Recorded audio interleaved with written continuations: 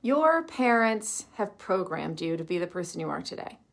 Have you ever heard yourself say things like, I'm just not good at relationships, or I always mess things up, or I'm always running late?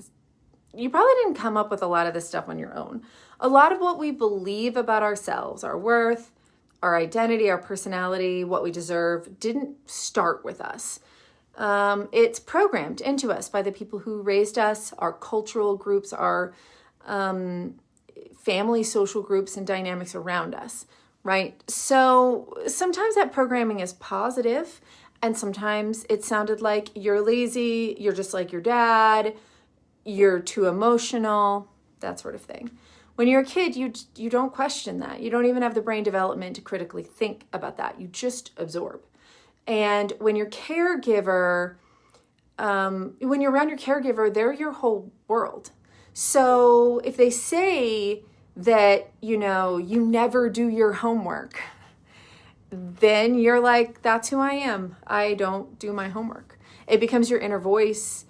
And you may grow up and leave the house, but the beliefs don't leave with you. They stay with you. They go with you. Suddenly you're an adult. You're trying to form healthy relationships or make decisions and feel good about your body or your sexuality and hold a good job.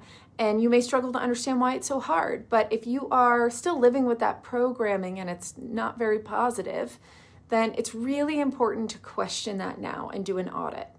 What did I grow up hearing about myself, either directly or indirectly, by the way I was treated? Do I still believe that? Do I want to believe that? If you're a parent now, what are you programming in?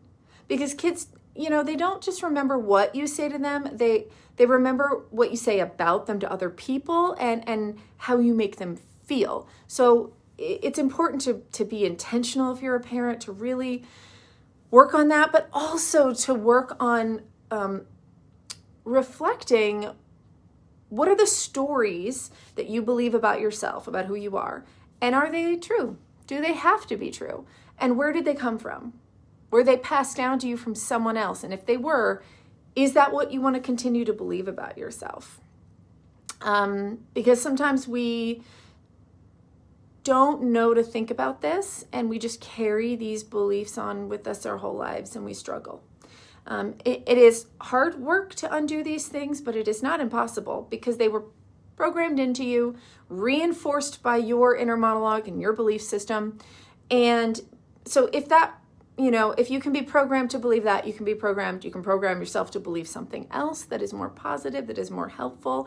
I try to think about the things that maybe you were told as a child, imagining telling those same things to your child or to a child. Are those things that you would want to say to a young person? If not, then it wasn't fair that they were said to you, and it doesn't make them right. It's like if you imagined a child in front of you and you were like, ugh, like you're such a slacker.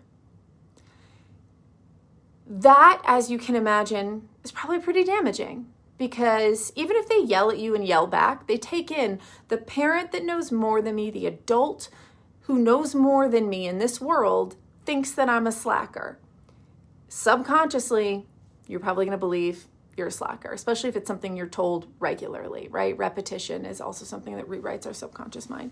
So you begin to take that on. And then what happens? You grow up with this belief that you're a slacker. So you may struggle to hold down a job. Consciously, you may want to hold down that job, of course. You're like, why do I just have so much trouble, like getting to work on time, and like motivation is never good?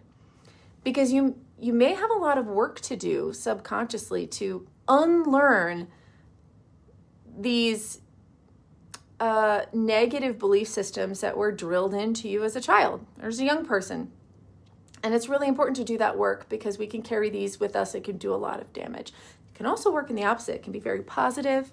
And it's like, if you had two kids standing in front of you, two young people looking up to you as a head of household or their caretaker or their leader or just an adult in the room. And you looked at one kid and you were like, wow, you're so hardworking.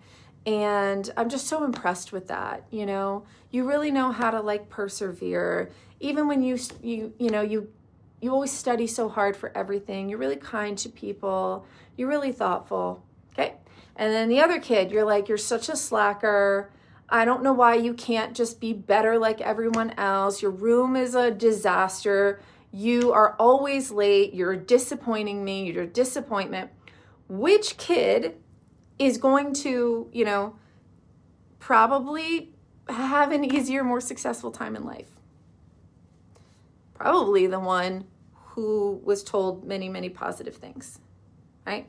And then there's the kid who was told a lot of negative things, and they might struggle more even if both kids had the exact same amount of privilege and everything. But they're going to have different mindsets and different belief systems rooted deeply in their subconscious about who they are and their value.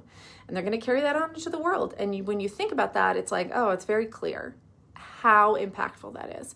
So it's really important to apply that to yourself and really reflect and do an audit on what you believe about yourself, what you say about yourself, about who you are, and is it true? Does it have to be true? Where did it come from? And start to unwind that, because those are the first steps in creating new belief systems that actually serve you.